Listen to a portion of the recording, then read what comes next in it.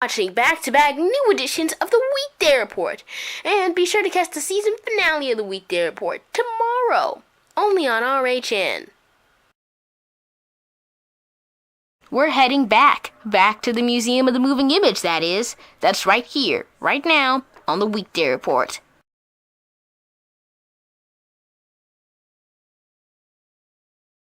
Hello everyone, and welcome to another edition of the Weekday Report.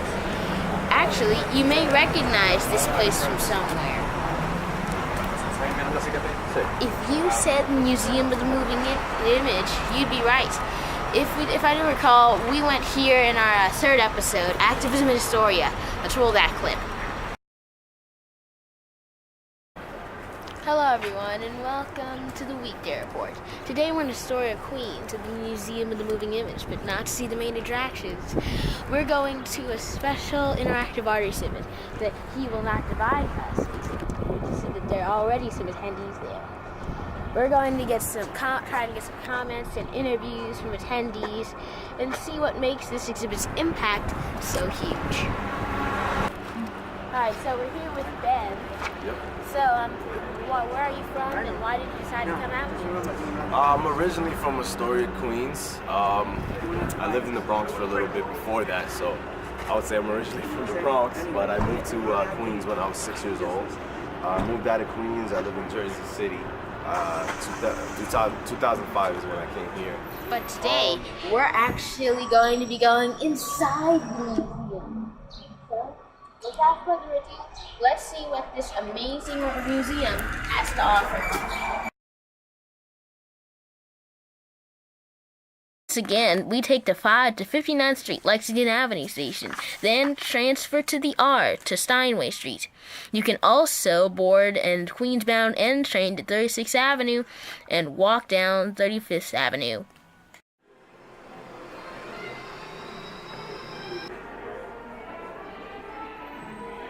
We're going to start off with these early cameras, or back in the 17th century, they're referred to as magic lanterns. Some were carried in cases, for the first, but others were mobile. Still, some early cameras were extremely bulky and weighed hundreds of pounds. In fact, these cameras have some similarities with the camera we're using to record this video right now. For the record, they have a lens. Second, they have a flash mechanism, although much more primitive than this, but based on the same principle. Applying light, a backlight, to a photo.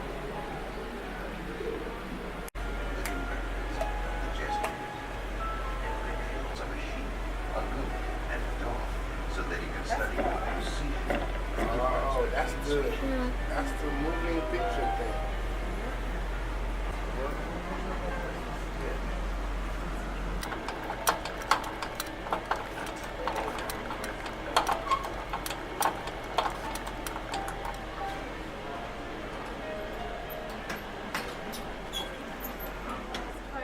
Where all the cameras are located. These are some examples of early cameras, like the Editon 3mm, or these ones. Some cameras were pretty big and bulky to carry around, with huge tripods, at least I'd say 10 times the size of the small tripod I'm holding. But some, like these here, were small and handheld, like the Bell & Howell 3mm and the Debris 3mm, made in the 1920s. But still, some cameras reach massive sizes, like this 3-strip telecolor camera, or this here, an RCA color camera. In fact, this was the camera in which color television, the first color television program was first broadcast. And as you can see, it's huge. Many cameras in the past did reach enormous sizes, but over the decades, cameras became smaller and smaller until they could simply be handheld. Almost. Media cameras, like for filming TV shows and movies, still remain large. Well, over here we have creating the soundtrack, or sound systems. Early sound systems were very complex with very large parts like these. Actually, these types of systems are ones you may commonly see in movie theaters. And the same wheel design can also be created as the projector. And over here, we have an actual and now we have some music recorders. Or editing equipment. Which, like most early film technology, were very big and bulky. But like all technology, like the trend of technology appears to be going. In recent years, these types of tools have become small or completely digital. From early editing equipment, like this low volume editing machine. It had a lens to look through, and the image was projected into a glass panel behind the lens, so the person could see and edit it. Most editing machines work this way, but as with the common trend with technology, they became smaller and smaller until eventually they just went completely digital. Here are some special effects props from some famous movies. Starting off with a bust of Leah Sayers. It was a climatic scene in Black Swan, and one of the main actresses, played by Natalie Portman, was being strangled. They actually used a sort of a tire jack to emphasize the stretching of the neck, to really bring out the violence in the scene. I know it's something I usually don't say. Alright, let's continue on to these very lifelike wolf creatures. In fact, as you can see, they're animatronics, but they were used in the movie Wolfen, 1981, which some of you may know. These mechanical wolves were operated by a bunch of levers and pulleys from the inside, but as you can see, they look pretty realistic. Now, this may look like a miniature model of the Tyrol skyscraper in Blade Runner, which was a very classic sci-fi movie, cult classic. But if you come around behind it, it's not a full-scale model. The outside looks full-scale, but it's essentially a decorated board with lights. But with the proper lighting and visual effects, it looks like a massive skyscraper complex. Here we see the changes endured by the iconic television set, one of the most noticeable forms of technology in the 20th and 21st centuries. These early TVs used gamma rays and LED lights to project images, and many came with radio and a record player. But as TVs advanced, they slowly became smaller.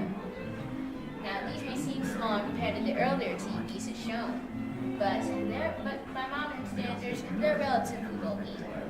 They're getting smaller until TVs are small enough to be stood up on tables or chair legs. This TV was like you had dials to change. In the 1950s, you could change the volume and channel right on the TV by turning one of these dials. TVs eventually kept getting smaller, as you can see. By the late 1950s and early 1960s, they were almost portable. Nowadays, flat-screen TVs have made these earlier models obsolete, and you don't even need a conventional TV anymore to get television content. You have a TV right in your pocket. That's right, your smartphone. As I'm leaving the Museum of the Moving Image, I realized that I'd gotten in tune with my element, which you could say is filming. There were a lot of exhibits here, more than which to see in one day, so it's understandable that we missed a few things. Either way, I think we've all seen enough to know that the Museum of the Moving Image is a great place for film and media alike, and most of all, a wonderful place to meet new people, meet new ideas, and explore the extensive history of the media as we know it. Well, reporting for the Weekday Report, I'm Neil Baptiste, and we'll see you next time. Have a good one, and keep on filming. New Weekday Reports continues next, only on RHN.